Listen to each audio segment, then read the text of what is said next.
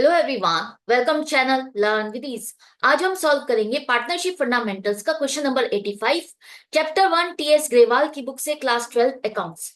Online classes, online tuitions के लिए आप मुझे स्क्रीन पर दिए गए नंबर पर व्हाट्सएप कर सकते हो अपना नाम और क्लास। नया बैच शुरू होने वाला है, जल्दी से अपना नाम और क्लास मुझे सेंड करके अपनी सीट बुक कर सकते हो।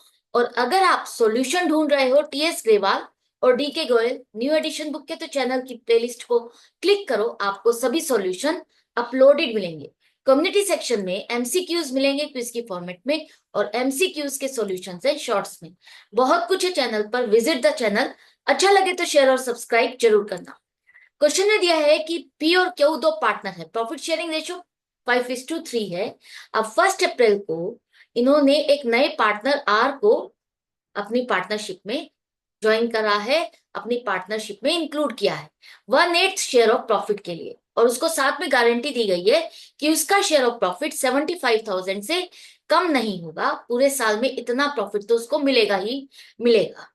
अब प्रॉफिट शेयरिंग रेशियो पी और क्यू की वही रहेगी जैसे पहले थी। आर के आने पर उसका शेयर ऑफ प्रॉफिट देने के बाद जो बाकी बचेगा प्रॉफिट, वो उसी रेशियो में बांटने वाले हैं जैसे पहले बांटते थे।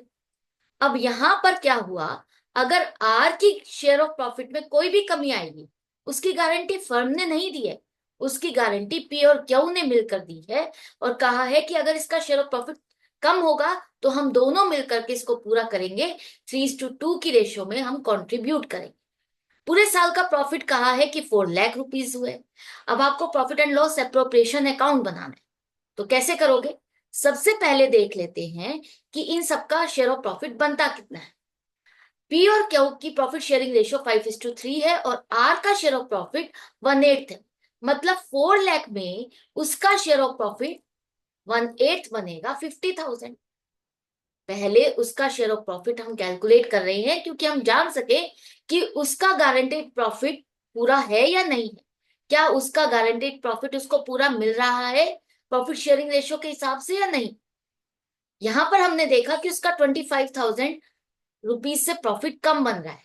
तो अब क्या होगा, सबसे पहले अब हम पी और क्यू का शेयर ऑफ प्रॉफिट निकालेंगे। रेशो के हिसाब से बाकी बचा हुआ प्रॉफिट 3,50,000। 50,000 तो हमने आर को दे दिया, और बाकी का प्रॉफिट क्या कहा है, पी और क्यू वैसे ही बांटने वाले हैं जैसे पहले। तो 5:3 की रेशो में इन दोनों में इनका प्रॉफिट बांटा जाएगा। तो पी को मिलेगा 2,18,750 और क्यू को मिलेंगे 1,31,250। हमने सबका शेयर ऑफ प्रॉफिट कैलकुलेट कर लिया। अब गारंटी फर्म ने नहीं दी है, गारंटी किसने दी है, पी और क्यू ने। और पी और क्यू इस 25,000 रुपीज की डेफिशिएंसी को पूरा करेंगे, कंट्रीब्यूट करेंगे 3:2 की रेशो में। तो चेक करो किसको कितना कंट्रीब्यूट करना है। 25,000 में पी देगा 3/5 हिस्सा 15,000, और क्यू देगा 25,000 का 2/5 10,000। 5 कहां से आया, 3 + 2 5।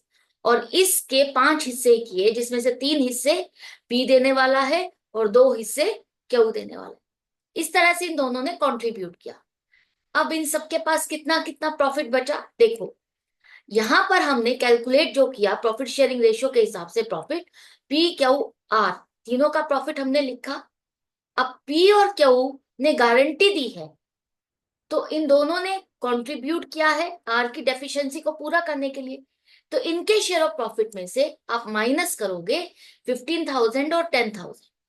इन्होंने कंट्रीब्यूट किया है ना, तो इनके शेयर ऑफ प्रॉफिट में से इसको लेस किया जाएगा, और उसके बाद ये प्रॉफिट इन दोनों से लेकर के आर को ट्रांसफर किया जाएगा।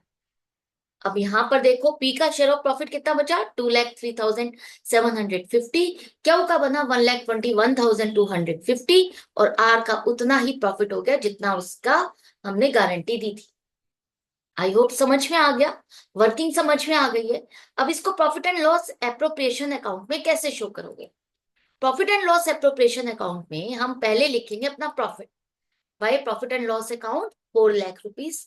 इसके बाद तीनों पार्टनर्स का जो शेयर ऑफ प्रॉफिट बनता है उसके हिसाब से हम दिखाएंगे। पी का शेयर ऑफ प्रॉफिट 2,18,750 है, उसमें से उसने 15,000 ट्रांसफर किए किसको, आर को।